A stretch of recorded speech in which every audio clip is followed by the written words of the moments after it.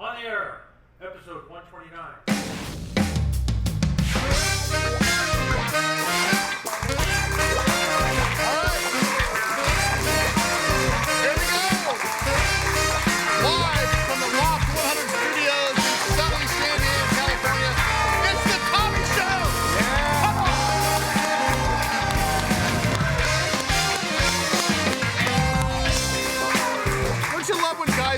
If a guy gets an Oscar, oh, thank you. That's great for me. Watch this. All right. Wait. Give it up for the Sully Band. Give it up for the Sully Band. How about this? Finger pistols. How you do it? Just do it. Just try. Just try. Okay, ready? Give it up for the Sully Band. Tommy's got the magic in him. You know, I say this all the time. The Sully Band, in my opinion, is the best live band in San Diego. Do you agree? That's so nice of you. Could we ever see a situation where we sponsor the breaking and entering, but also have a live band there? Would that ruin the whole thing? We can figure that out. Hey, good morning! Yeah, it's gonna be tough. No, thank you very much for sponsoring, being one of the sponsors for Breaking and Entering Christmas this year. One of the sponsors. I thought that was the sponsor. You are the sponsor. Where's my name? Is it a big sponsor? Is it like a little sponsor? Do we have bumper stickers? Do we have? We will get bumper stickers. Okay, great. But thank you. And we got. You'll never see my name on that thing, but I'm writing a check anyway. You do a wonderful thing and have for forever, and I hope that you never stop doing that. You know what? I've been doing it since 1996 with a show called Jeff Jer. And speaking of Jeff Jer, you know, a radio show from 1988 to like 2017, one of our guests was on that show. Yes, I can't wait to introduce her. Or him. But okay, I have a question for you guys. So I told Tommy last week that a heritage brand in San Diego is a Jeff Jer Showgram, right? Whether you listen to it or not, or they annoyed you through his little talk box thing, or they did the American flag thing, you guys were the shizzle, my dizzle. Yes. Don't you? I agree. Just ask him. No, it was a real thing. Do you still, are you still feeling the warmth of that whole glow? Because that was a huge thing in San Diego. It was as big as Don Coryell. It was as big. No, I'm not kidding. You know, the Jeff Jer Show, we were here from 1988 like you said, to 2017. Heard it. And we did a lot with the community. We did end up in the National Radio Hall of Fame, but we wouldn't have done it. Did you prove it? We wouldn't have done it without our listeners. We were a listener-driven show. And but don't you feel, because I don't think we talk about you enough on the show, don't you feel like to this day, when you're walking through, the Sizzler, or the Sir George's Smorgasbord back on Kearny Mesa Road, if you've been in San Diego for a while. What? You're still recognized for Jeff Jer more than the Tommy Show, right? You know, for the longest time, and Laura will say this too, and Randy, and Jeff Jer, and Emily, it is kind of cool going to a grocery store and someone says, hey, I grew up listening to you. I took my kids. My mom took me to school listening to you guys when I was a kid. And that's really, really cool. Little Tommy Sablon, give him a big hand. But, you know what? I'm not done. Who wants to hear Tommy sing a song today? Oh, no. Apparently nobody. It's okay. But we have some great guests, and I can't wait to introduce them. Right. Let's introduce the very first guest. Ladies and gentlemen, from our sister station, Fox 5 San Diego, broadcast veteran Phil Blauer.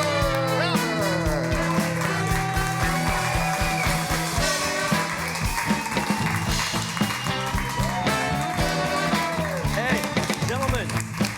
Wow. I brought swag. How's it going? Hey. Band coming over. Hey. Look at that. Okay, so there's a story here, right? Woo! Look at that. James, hand those out. Tell the band. Thank you. Thank you very much. Ladies and gentlemen, give it up. Phil Blauer. Look at you. Hey, Thank you. thanks for having me here, guys. It only took 3.5 years. Thank you so much. So we're not on Fox 5. We're on KUSI. Yeah, we're on KUSI, but Fox 5 is our sister station as of September 1st. And you're our sister, brother. That's right. Yes, that's exactly right. But, and the reason why you're our very first guest from our sister station is because you've been watching this show since day one, I think. Yeah, 3.5 years. It's so funny. I've followed you since the first time I was on KSDO, which is 1989, 1990. That'd be about right. It's interesting how you're running these circles of influence and you don't actually meet the people, except for at the media party for the fair. Exactly. Yeah, exactly. You can't remember the next No. day. Or just through social media. And it's great to see you. I feel like we know each other. Yeah, for sure. And, I've known Tommy, we've been in the same building off and on for several years, about 20 years. We've even been neighbors. We used to live in PQ together. So I feel like it's a big family. PQ, babe. Yeah, there you go. You got to throw in the PQ. What's PQ? We know PQ. Fairbanks Ranch. Yeah. It's off of Rancho Santa Fe. You know where that is. Yeah. PQ, babe. Yeah. Listen, again, I feel like we're all family here, and we are. I love your show, Thank you. it's a pleasure to be here. When are you on Fox 5? Right now, I'm basically on from 4 o'clock until 11:30 at night, but I anchor a show 7:30 to 8 with Maria Arcega Dunn every night, and then I fill in. I do breaking news. They say go, I go. That's Did you set out to be a news guy? I set out to be a journalist. I started in the 2nd grade. That's when I started writing. Dang. Yeah, and I knew I was going to be a writer. Mm-hmm. But then I always tell people, do an internship. Yeah. Mm-hmm. Because that can change the course of your career. I was going to be a print journalist all through high school. I was editor of the paper, college daily paper. And then I did an internship and a light bulb went off. Said, I'd like to be on television and listen and show people and tell their stories. Wasn't it when you were like 14, you looked in the mirror and you had perfect hair? Because like me and Tommy are not going to be news anchors. Hey, sorry, I'm the weatherman. 75. It's funny. I mean, I grew up watching a lot of really premier LA news people, especially there were a few men that I watched. I kind of want to model myself after those guys. Like who? John Schubeck. He was very famous. Jerry Dunphy. Wow. Jerry Dunphy. Jerry Dunphy. Oh my gosh! The first time I worked with Jerry Dunphy, my knees buckled on live TV because he just said my name, and I used to watch him all the time. Oh, wow. Did you start in LA? No, I grew up in Orange County, and I came down to San Diego for pleasure, and I thought, God, this would be a great place to work at some point. So my career went from Palm Springs to LA to San Diego, and I have no regrets. How many people have we talked to that started in Palm Springs? Oh yeah, a lot. Or ended in Palm Springs? But but being in Palm Springs, did you know like Sonny Bono? Did you know Sinatra? Oh yeah. How was that? Did you go share? Yeah. No, I was good friends with Sonny Bono, Frank Sinatra, and Gerald Ford. And the guys from PQ. Yeah, there you go, babe. A Sinatra story is very cool. The first time I had dinner with him, one of his right-hand guys gave me a call and, hey, man, this is Audie, the chairman's guy. I'm like, who is this, Sully? I thought it was it's like, come on now. Was it Fat Frank or Skinny Frank? Or I Frank don't know. I was a little nervous. He goes, the chairman wants to have you over for dinner. You know where he lives. See you tomorrow night after your show. Click. So I go. And he lived in Palm Springs. He lived at Rancho Mirage, Frank Sinatra Drive. And there's cars going, like his compound was right on the main drive. Yeah. Big steel gate. There's a squawk box. I go up there. Hi, Phil. Tommy was on it. Yeah, really. It's Barbara Sinatra. Come on up. I'm like, oh, wow, this is going to happen. So they were watching you. Yeah, they were watching. They were big fans of the station that I was at. And so I went up there, and she said, now, this is how it's going to go. Frank's already drinking and smoking, is playing with his antique toy trains out in the garage. So it's 9 a.m. Yeah, exactly. So I come in, and she says, he's going to smoke and drink during the dinner. Is steak and potatoes okay? I go, yeah, fine. And she goes, then he's going to invite you down the hall to watch one of his movies, and he's going to pass out. And then I'll tell you why you're here. I'm like, it goes exactly like she says. I'm catching cigarette ashes as the guy's falling in the couch. You know what me and Tommy call that story there? Wednesday. Yeah, exactly. That's amazing. So the reason why they invited me was they said, listen, we're secret Santas here in the Coachella Valley. We saw your story on half a family that got killed in a head-on collision. We are paying for their funeral and burial expenses. We're giving you a check, and you're to deliver it tomorrow, but you can never tell anybody about our charity this way, and from time to time, we're going to call on you as one of our elves. We're secret Santas. Now, let me guess. Frank was the guy that was behind the check. Yes. Yeah, they were. What a great story. Yeah. They were. It was amazing. So when they say don't meet your heroes, were you disappointed? That's what I would expect, right? Yeah, I was just completely knocked over. Sonny Bono very quickly, another one. Get a call from him. Hi, Phil. Got a call from Sonny. He was in PQ. Yeah, exactly. He goes, I'm going to run for mayor. And I started laughing on the phone. He goes, that's not funny. come see me tomorrow. Whether you know. You said, yeah, you're right. It's not funny. I'm going to report that. And I said, you're going to be the laughing stock of America. And he won. He won. And then he said to me, I want to save the Salton Sea. I have something about that I like. I'm going to go to Washington and be a congressman. And I said, I'm not laughing. What comes to mind when you hear Salton Sea? Dead fish. It's freaking nasty down there. Didn't really. every uncle of ours in 1965 try to take us to Salton Sea to go fishing? Exactly. It was a 4-hour trip. You vomited on the way, and you never caught a thing. That's exactly right. Like, exactly right. Why do they have Salton Sea? I don't know, but you know his name is now on there as part of the environmental. So he's got that going for him. He did. Perfect. Quick story about Gerald Ford, very quick. So I had to go interview Ford about something that happened in Washington, and he also lived out there. And this is at a time when we were going from shooting our own material to having a photographer. So we rush over, and I asked the photographer, hey, did you bring videotape? No. Did you? No. So now I'm faking the interview with Gerald Ford. As if you're taping it. Exactly. And so his press ade's there waving at us. And so we get back and we tell my boss the truth. I'm just going to have to do this, say what he told me and have his picture by my face. The phone rings, and it's the aide, and she goes, let me guess, no videotape. I'm like, how'd you know? Yeah. Well, your boss used to work for us in the Ford White House. I'm like, oh. So next time I saw him, Sully and Tommy, I swear, the first thing he says, Phil, you got tape? Second thing he says Those are big names, though, man. Yeah. Those are huge but names. But second thing he says is this, I want you to do a favor for me. I'm like, sure. What do you want? I'm going to create the Desert Town Hall lecture series, and you're going to be the moderator, and the first guest that I'm bringing in is former British Prime Minister Margaret Thatcher. Fantastic. Because you know what I thought he was going to say? Let me get you a football helmet. Yeah. All right. Yeah, exactly. Let's bring out our next guest. Let's go. Phil, great to see you. I'm so happy to meet you in person. Ladies and gentlemen, 30 years. former Major League Baseball player from the 1998 San Diego Padres, good old number 12, Steve Finley.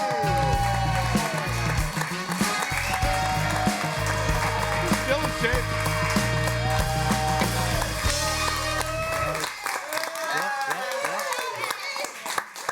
Man, Finley, you were always the coolest tool in the shed. Good to see you. Still are. And by the way, you look great. I mean, you still in shape. I hide a lot under here, trust me. Yeah. Something pulling this in right now. I can tell you, man, I remember you so well, and you had this quiet confidence that made us all feel better during the entire process of your career. And then there was the home run. Oh, yeah. Remember the home run? Oh, yeah. Well, yeah. But I got a question. Yes. A couple days So ago. ignore the home run. Thanks. A couple days ago, Brooks Robinson, Baltimore Orioles third baseman, legend, icon, passed away. I believe your very first team was? The Orioles. Did you ever get to hang out with Brooks Robinson? Yeah, quite a bit, actually. Probably one of the nicest human beings you want to be around. I mean, it didn't matter if you were a 20-year veteran in the game or a kid in high school. He treated you exactly the same. I mean, he just loved the game. He loved being around it. He loved helping. Never heard a negative word come out of his mouth. The game's lost a great one. Do those iconic guys know they have that kind of talent? Like when you walk up to Randy Jones, or you walk up to Yogi Berra, for example, or Brooks Robinson. Do you think they know that, or are they just people? They're just people. Yeah. I got to hang out a lot with Yogi Berra, actually. I played golf with him quite a number of times, and I mean, the Yogiisms are real. I mean, I can't even recall them right now, but I know many times, like the Aflac commercial where the duck is like, we were doing the same thing on the golf course. Like, did he just say that? But I mean, but there's people. He's just a normal guy. But there's people at that level that are Mark Twain-esque, like Yogi Berra. I mean, he'll go down as a Jimmy Buffett or a Mark Twain, and he just thought he was just some schmo, dem bums, and out there playing baseball. I mean, that's kind of part of their endearment, though. I mean, they're just normal guys. I mean, no matter what you do, you got to be a normal guy, and how you treat people around you says a lot about you. And I think those guys really embodied. They were class acts, they were Hall of Famers, and they really embodied that in every part of their life. Was it cool meeting all the 1998 Padres a couple weeks ago at Petco Park? Yeah. You guys got together? It's always good. We have a whole text chain called 98 Padres, and I mean, it's. I wanted to see the pictures from that thing. Oh boy, it's the pictures, the quotes, everything going on. I mean, it's like you're right back in '98 in the clubhouse. When you guys were there, because I remember so vividly. Did you realize just how, like, you were the coolest tool in the shed? You and Caminiti and the whole thing. Did you guys realize your popularity and the effect you had in the community? Because I know you're up there playing baseball. You got to do your job. You guys are always straight-faced. And we're tinkling because Steve Finley's up. But did you realize the impact you had on San Diego? You know, I don't think we really did. Maybe not until the '98 season. Because the ownership group, they'd come to us and said, we really want to get a new stadium. This team needs to be successful. This team has to be successful. We looked around the clubhouse and like, how can we not? I mean, you looked at the cast and it was like, we're gonna win. Yeah. Our goal wasn't to just get to the playoffs. It was to win the World Series. I think your goal was to get rid of the Formica and the earth tone shag carpet. Well, with we had an old stadium. Yes. So with that in mind, because '98, geez, you guys had so much talent. 2023, there's so much talent. Ooh. Like what happened? Well, wow. Well, okay. So the '98 team didn't happen in '98. Okay, got Good it. point. That '98 team happened in 1995. Got it.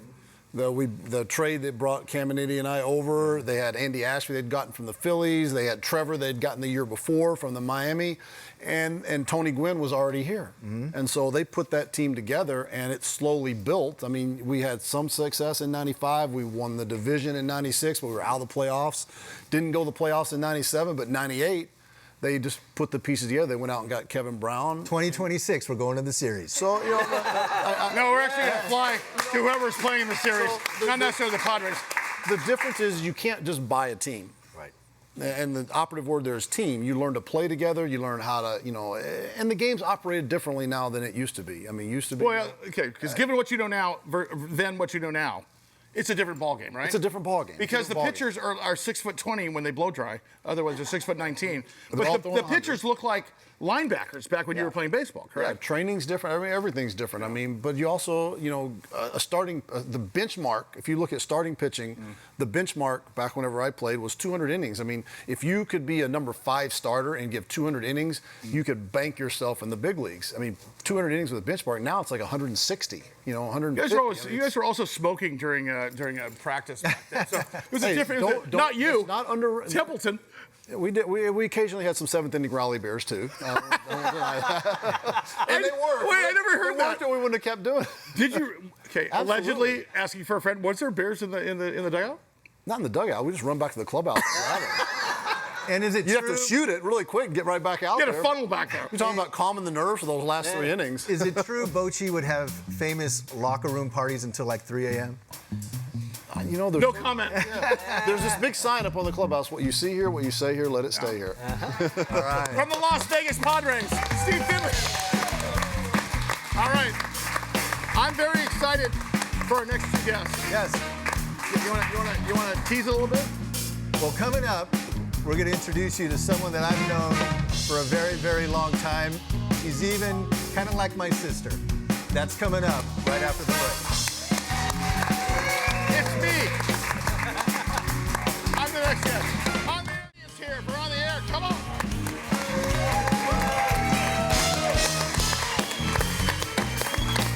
I have to say, we're going to use this tonight. A very special on the air. This is a cool show. Episode 129. Episode 129. Yeah. Once again, give it up for Phil Blauer from Fox 5 San Diego. Thank you. Give it up for Morgan Stanley's Steve Finley. Yes. Dude, I think we missed James' birthday last week. James East of the famous East family, who's got 3 Grammys, 4 Tonys, a restraining order, and an expired Costco card, is one of the best bass players in the country. Yes, he is. He's one of my best friends, and I don't know what you do here, but we're glad to have you, pal. So happy birthday. He's our music director. He's our music director. And he spends probably more time prepping for this show than me and Tommy do combined. Yes. And we couldn't live without you, buddy. So happy birthday. Happy 20th anniversary of your 45th year. Yes. James East. That's it. James. I think, so, I'm thinking he's got like 20 good summers left and then 5 bad ones. Yeah, so I'm going to do the 5 bad ones first. There you go. These are the Alpo years. I love How long James. do we I really love wanna James live? better than Nathan East. He's better than Nathan East. Oh. Well, he's a better person. Yeah. Can I ask you, when you play bass with your brother Nathan East, who's arguably the most recorded bass player in the history of music, who's been on every album that we own. He currently tours with Eric Clapton. I know you've.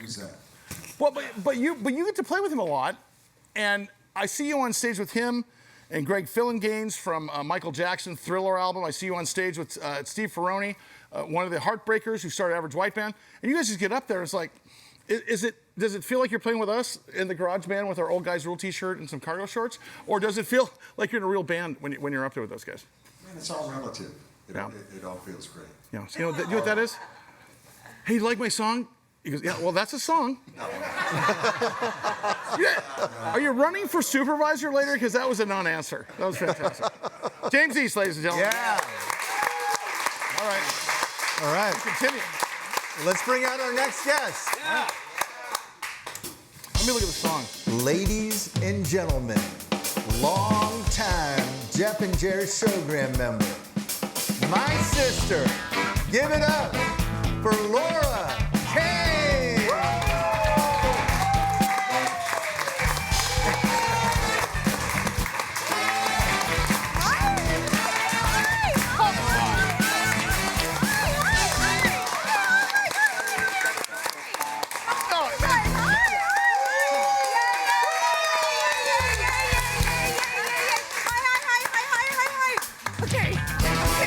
Dress still up?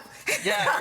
Well, we wouldn't tell you. Oh my God. I'm not offering that advice. Dress, very dangerous dress. Hey, can we play? Can you play Bust a Move? Yes. That was. Can you play Crazy? Oh yeah. Yeah. Woo! I can't believe we're in your presence. Here we go.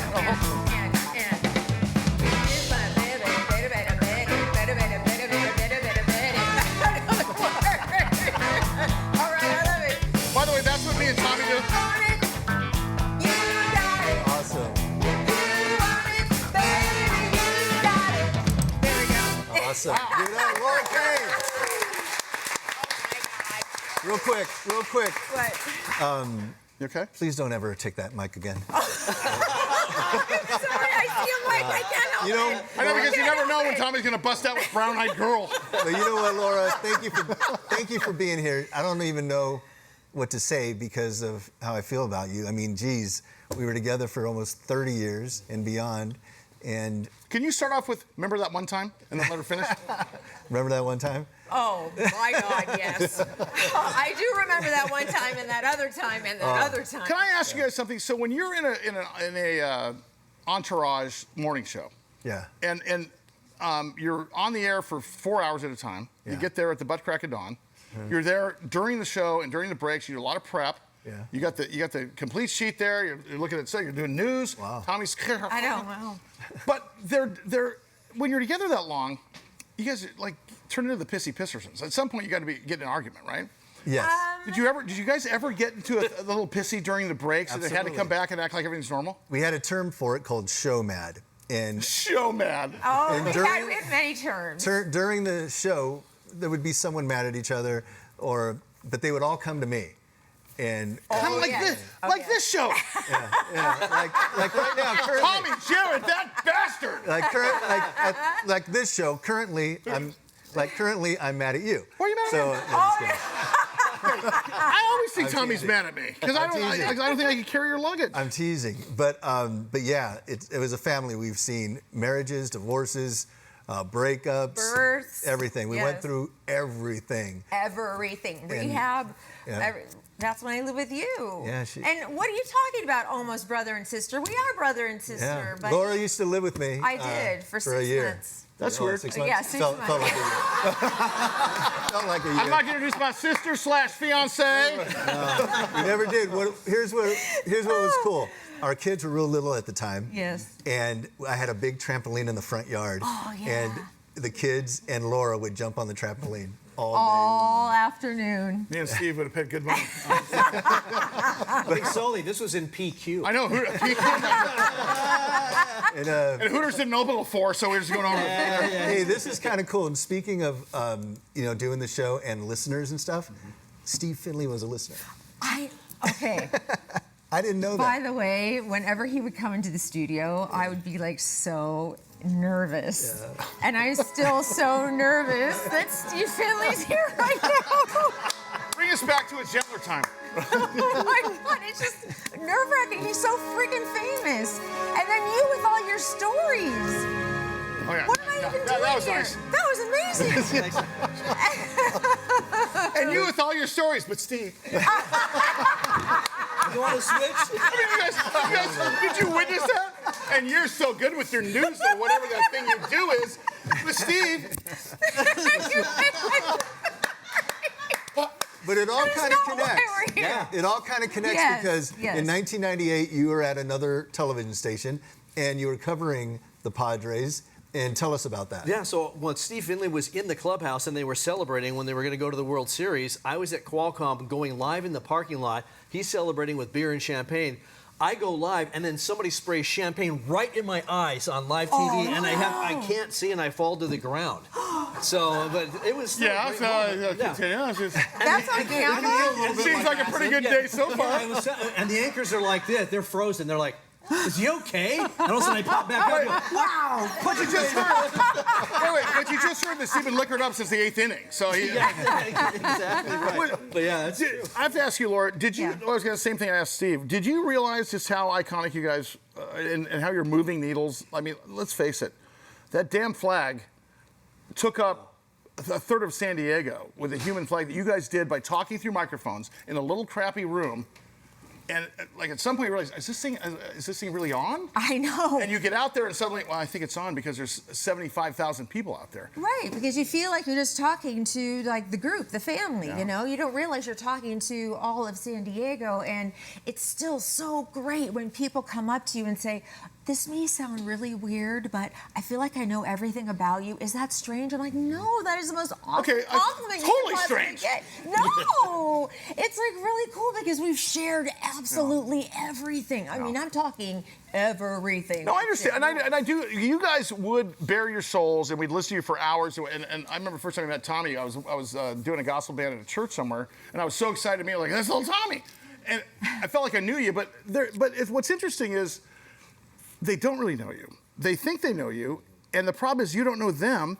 So isn't there that little catch moment where it's like, hey, great to see you, but you've got to sort of, bifurcate reality versus what's on TV? Not at all. Not for me. Our listeners are different. They are. They're different. I mean, They're just they different. were. They really are. Because everything we did was listener-oriented. Right. I mean, that going back to the human flag, I remember going to bed going, we need 5,000 people to show up just to make it look okay. Well, we get 5,000 people. And and then 50,000 show up. Yeah. That's the awesome feeling. Yeah. Well, I did talk radio, but my listeners wanted to kill me, so it was just. Speaking of radio, most of the time when you're in a car and you're listening to the radio, you're like, would that person please stop talking so just put some music on? First text I got from Steve. Right. But when, in the off season is the only time I really got to listen to these guys, because otherwise I was studying the back of my eyelids. Did you listen to sports radio? Not really, not too much, no. But when in the off season, when I'm taking my kids to school, these guys were on the radio all the time. I would get mad when music came on. Wow. Because, it's like the stories and the way they just made you think about things, that different Can't wait the next thing. things that were going on in the community or the world. It was like cool stories, and so you could relate to them. Yeah. And it came off very genuine, and so you didn't want to listen to them talk. I didn't want to hear music. Kind of nice to know that Padres knew who you were. Thank you, Steve. Can we just say it here? Best Padre uniform. Come on, that was a big. I like the pastel. You like the pastel? City Connect? Yes, I do. Or whatever. the pastel. Stripes, 1998. Pastel. The new ones now. Boy, that thing. Thanks for questioning my reality. All right, Laura Cain. Yeah. Phil Blauer. Steve Finley. All of you guys. And one more guest after the break. Big guest.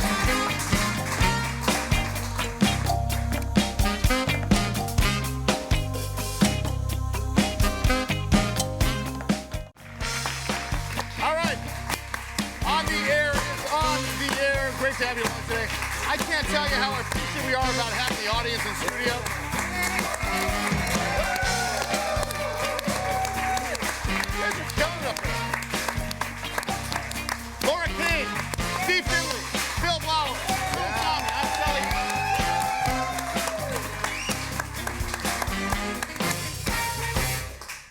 thank you to Fox 5 San Diego, our sister station, to KUSI, and having Phil Blauer here. Thank you very much. Cool. Yeah. And, Great part of the family.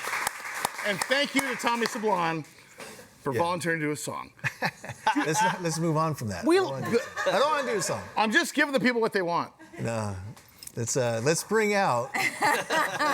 Before we bring out the next guest, I do have a question.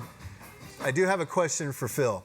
You know, being in Palm Springs and stuff, you know, you already told the story about Sonny Bono, Sinatra. I mean, geez, Gerald Ford. How cool is it to be on television knowing there's like celebrities watching you? You know, that was pretty cool. We had an inkling that Sinatra was a big fan of our station, obviously, because, you know, I got called there. But yeah, you never know who was in town. And I remember going out to dinner a few times, and I would see different people. One time I saw Regis Philbin, of all people, in a restaurant. Regis. Yeah, he's a nice guy. Didn't he start in San Diego? Yeah, Yes, he did. Yeah. So you just never knew who was watching. And the other thing that I was looking for, we were so close to San Diego and Los Angeles, and I'm thinking maybe a news director will come out on the weekend or Friday night and watch me do the news and go, well, yeah, maybe, you know. So, Well, and it seemed like there was a lot of people that stopped by Palm Springs on the way to San Diego. oh, for right? sure. Oh, yeah, we've had so many people go from Palm Springs directly to Los Angeles. In my case, that happened. And then people have come right to San Diego. But it's an amazing feeder market. But it's such a big deal. I remember when Sonny Bono created the International Film Festival. We never thought that was going to get off the ground. And now I think it's 20, 25 years. And international stars come for it every year. Where did you start? Like the first gig? In Palm Springs. Well, actually, I started in cable TV in Orange County. That's where I have that Ron Burgundy look, you know, with the mustache. And You know, everybody, speaking of that, everybody says, hey, Harold Green was the inspiration, but I think it was Phil Blauer. I don't know. Because you did. There's proof of that. There's some proof pictures out there. But Harold Green was the inspiration. But yeah, back in the day, I needed to look older when I worked in Palm Springs. So I grew the stash and had the velvet jacket and all that kind of stuff. I said we bring it back. Yeah, maybe. You never know. Could be coming around. Did you have many leather-bound books? Oh, yes. But yeah, Palm Springs was a great place to start.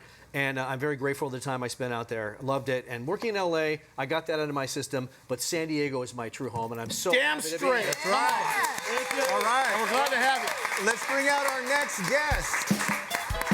If there was a mayor of Lakeside, this dude would be the mayor. The owner of Mary's Donuts. Give it up for Joel Scalzitti.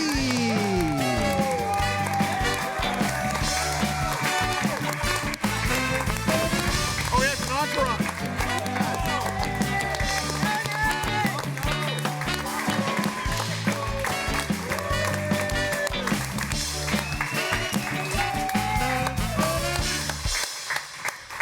Wow. You know what?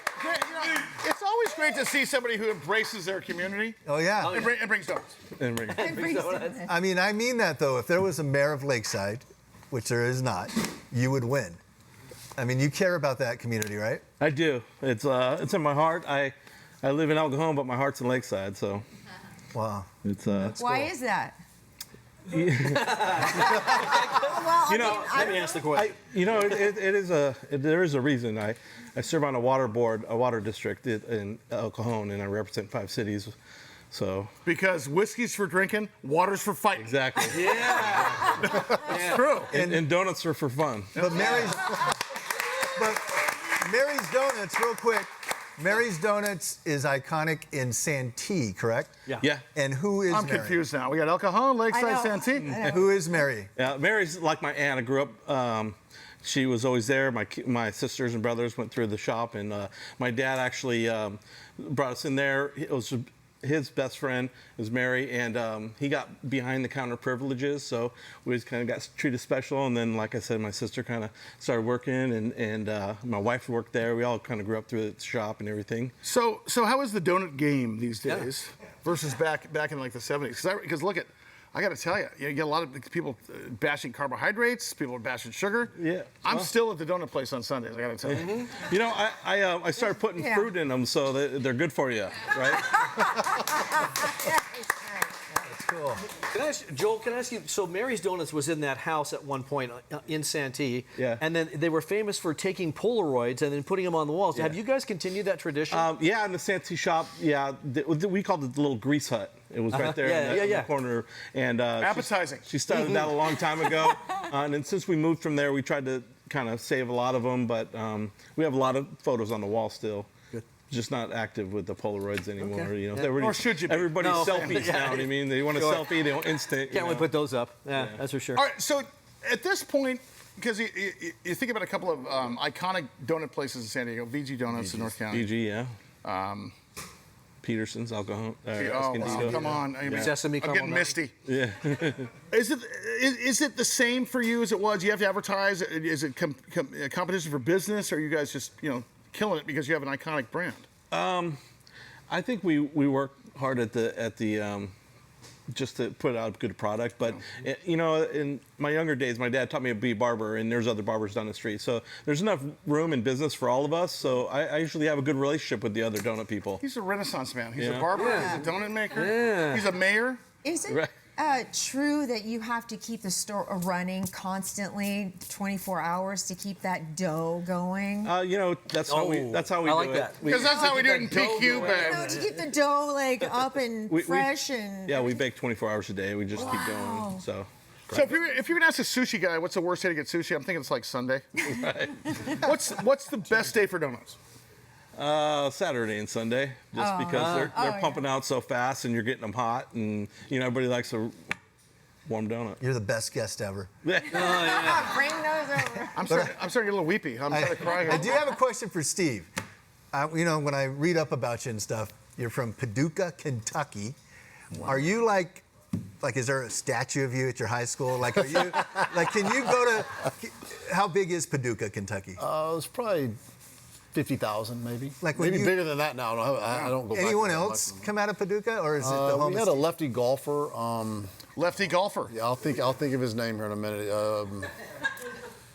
Oh goodness, Steve Finley? Russ Cochran. Russ Cochran. So it's Steve Finley. Yeah, he was on the PGA Tour. There's been a Phil Roof, Gene Roof, a couple baseball players besides me, and Terry Shumpert, another baseball player. How does one get from Paducah, sorry about the pronunciation, to San Diego on the Major League field? What was the circuitous route to get there? I went to school at Southern Illinois University, Carbondale, which is about an hour and a half from there in Illinois, and I got drafted by the Orioles. Spent a year and a half. And Brooks Robinson. Year and a half in the minors there, 2 years in the big leagues there. Got traded to Houston. 4 years in Houston. Then that was the big trade that sent Caminiti and I to San Diego. I was going to say, you were together with Caminiti in Houston? Yeah. But, I got to tell you, Ken Caminiti, and what a tragic story. Man, he was the coolest tool in the shed. Between you two guys out there, you didn't say much, didn't smile much. There was always this mystique about you guys out there. What was your relationship together? Because they called him Scary Man, I think, was his, and we called you that guy. He was my locker mate for 8 years straight, because he was 11. Did he ever talk? He was 11, I was 12. I don't think I ever saw an interview with you. And it was great because some young kids would come up to him and he'd just be like grunting, get out of here, and then he'd turn around and he'd look at me and just like crack this little smile. Do you guys remember when he was a teddy bear? Remember when the goatee came out, when he was wearing goatees? I think Caminiti started it. I'm not kidding. He might have. The 98 Padres started it, but we have a lot of questions for you. We need to take a break. So after the break, more questions for Mr. Steve Finley. All right.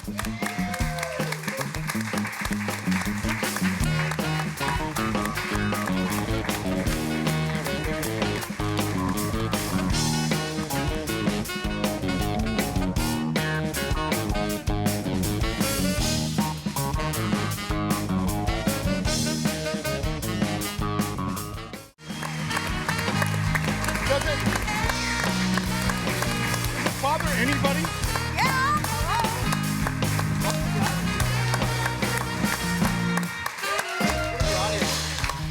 Hey, Trace. Hey, Trace, you're one of the best drummers in the planet. You played a lot of gigs in a lot of places, right? Sure. Have you heard of Taco Night? Taco Night? Have you heard of Ladies Night? Yeah. Have you heard of Hard Liquor and Donut Night? Because here we go. Come on, you guys need some donuts. We have some donut music. Where's the hard liquor? I mean, can I ask you something? Like, if you brought flowers to a dinner party, that'd be like cool. But you bring donuts, man, it's like, oh my God. Let's trade numbers, right? He got the loudest applause. He did. Yeah, he did. I know. Come on. You get the loudest applause every week. Yeah. And by the way, I'm proud to do the show. I'm still a little miffed because you won't do I Got You, Babe, but that's okay. It's be fine. But I do have questions for the guests. God, just slough it off like I didn't say it. Steve Finley. I'm always fascinated with, big time contracts. How much money you have? Well, like That's right out of his playbook. Like, when the Padres sign someone and they go straight to the minor leagues, but they still sign like for millions and millions of dollars today. Back when you were drafted and signed to the minor leagues, getting ready to go to the major leagues, was it Here it comes. Well, so first round picks back then, I was not a first round pick. I was like a 13th or 14th round, somewhere around there. First round picks, I think a lot of money was like 100,000. Wow. And nowadays it's, 5 million, 6 million. So and even back then though, the first round picks, like they would drive in with their new cars. Me, I got a ham sandwich and a bus ticket basically. Go play.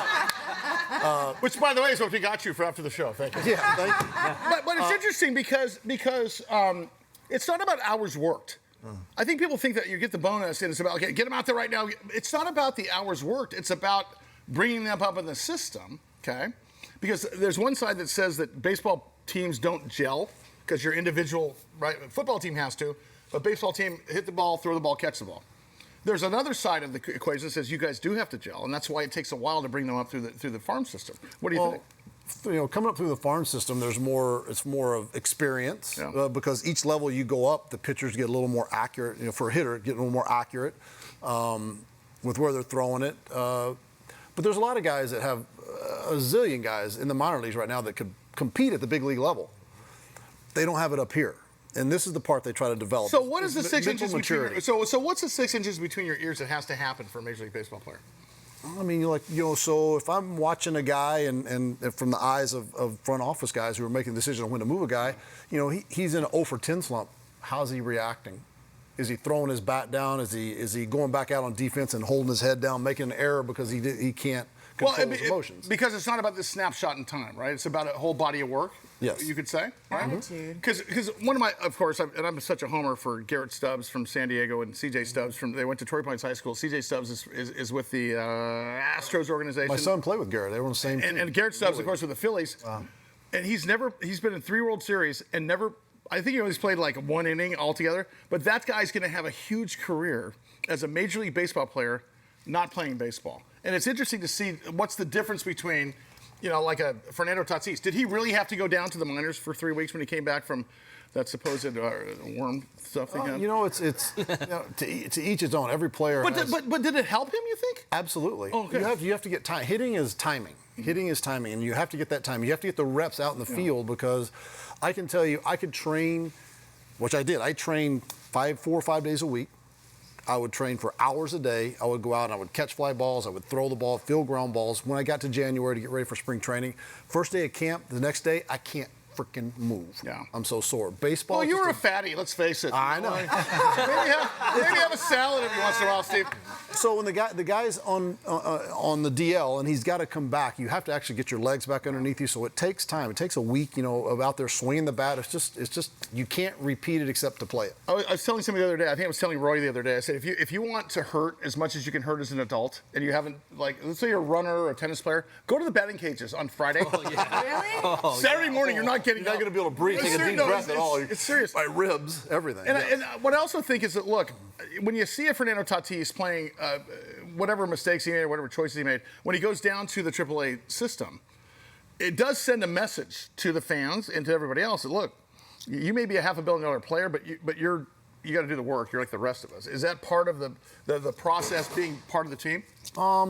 I mean, yes and no. I mean, he needed the work because he hadn't played. I mean, you have to stay in shape. You have to get ready. But to a degree, like guys go down. You're going down on a rehab assignment, to get yourself ready to play. So when you get back up here, you're ready to play and help the team. I know I'm hogging the time here, but as you as a ham sandwich and a bus ticket, and you sat next to, let's say, Goose Gossage or whoever had a big contract. How do you manifest that, or how do you manage that or navigate that in the locker room? Like I always think about the Lakers when Magic Johnson got $5 million, which is the most money ever, and everybody else is getting $100,000. What is that like between you two, who's your teammate, and you're also eating, Arby's on the weekend? Well, when you get to the big leagues, so my philosophy And this is how you have to give a collective team to win. My philosophy is, what do I need to do to help the team win that day? Because you're a good person, but Manny Machado's making $500 million. But between the lines, I'm not thinking he's making $500,000. I don't give a crap about that. I'm thinking about it the whole time, aren't you? You know? I'm still irritated with how much money Jeff and Jer were making. Yeah, me too. So, no, actually, no, wait a second. I'm not kidding. As I was asking that question, I was thinking there is a bifurcation in teams. In the team thing, we're like, those guys were like, I live in PQ. But for a team to win, you can't do that. You have to think, what do we have to do to win this game this day? Yeah. And if you get everybody thinking that way, that's when you win. After the break, I have questions for Mr. Phil Blauer, Laura Cain, and the mayor of Lakeside after the break. Let's go.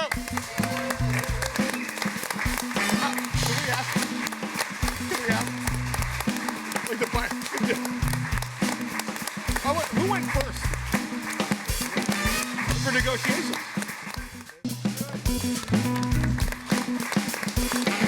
All right.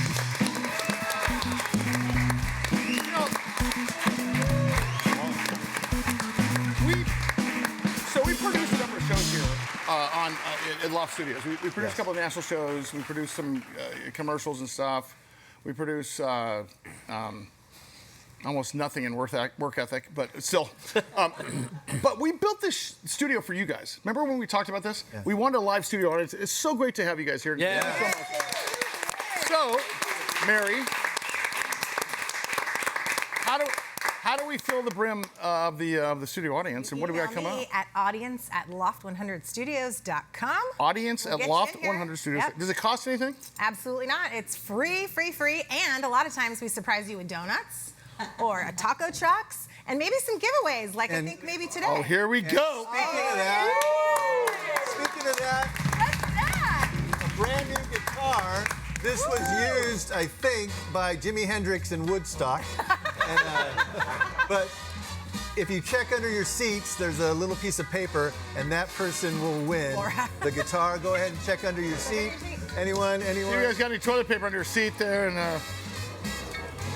is it a number? Is it a name? Is this like says you win? There it is. That's it. You get your guitar. My goodness. Guitar lesson. Yes. All right. Was there any connection to anything there? We're just giving crap away. Hey, next week, one of these bottles up here. Let's go. Put it in. Hey, real quick, Phil Blauer, Fox 5 San Diego. Thank you very much for being here. Thank you. Phil Blauer today, 2023, with all the experience you have, are you on top of your game right now? I think so. I feel like I have a lot of gas in the tank. One thing that I really thrive on is when we have breaking news, like we have, pursuits, or unfortunately sometimes we have some calamities. I feel like I can get out there and just talk, and talk. You don't need a prompter. I don't need a teleprompter. My boss says, which is a compliment, that I'm one of the best ad-libbers he's ever seen. That's awesome. And I owe telethons to that, because that's 90% from your heart, 10% script. So I appreciate you asking that question. Can I ask you? I love it. I love what I do. Can I ask you about the storm crisis every time it's misting outside? You may not. Oh yeah. Because there's a guy in a yellow jacket. A storm crisis 20. I call it Stormageddon. Yeah. Yeah. Mist watch. Yeah. Right. Yeah. Look at it. But yeah, I'm sorry about that. But San Diegans, they can't drive with the It's great to have you. I feel like I've known you forever, man. Thank you for coming. Thank you so much. Yeah. Thank you. And real quick, Laura Cain, we don't use a prompter either. No. So Laura Cain of Jeff and Jer, what do you have going on now? Okay. Oh, okay. Well, Did you just have a stroke? really need a teleprompter. I felt like you had a stroke right there. Okay. I'm doing my podcast, Laura Cain After Dark, and currently we are waiting for a special celebrity to enter my house, which is the studio. That's awkward. My co-host. So any Eric, celebrity. No. Go to Laura's place. My co-host Eric Rimmer saw Keanu Reeves at a stoplight and talked to him. He may be coming into my house on my podcast. Oh my God. We're hoping and praying. Here's to Keanu Reeves breaking and entering. And, real quick about Steve Finley, I just want to say thank you once again, because for many, many years, ever since I think 1998, you helped with breaking and entering Christmas. Yeah. just to clear up a rumor, did you have that lime green house in Del Mar? Yes. Did you? It wasn't on purpose. Okay. It wasn't on purpose. But it was your lime Supposed to green be a house. swatch paint on the side. Came back from Sam, vacation. Was all we're doing a paint whole there. show on that next time. Steve Finley, ladies and gentlemen. And the mayor of Lakeside, Joel Scalzitti. Joel, thanks for coming in. Thank you. Appreciate it. Where are you guys exactly? Lives in El Cajon, does his donuts in La Mesa, has a donut shop in Lakeside. Lakeside. Where are the donuts in Lakeside? Lakeside, come visit Main Avenue. It's cool. It's a really nice little town, and check out the rodeo if you get to Lakeside. Shout out to your dad sitting right behind you. Yeah.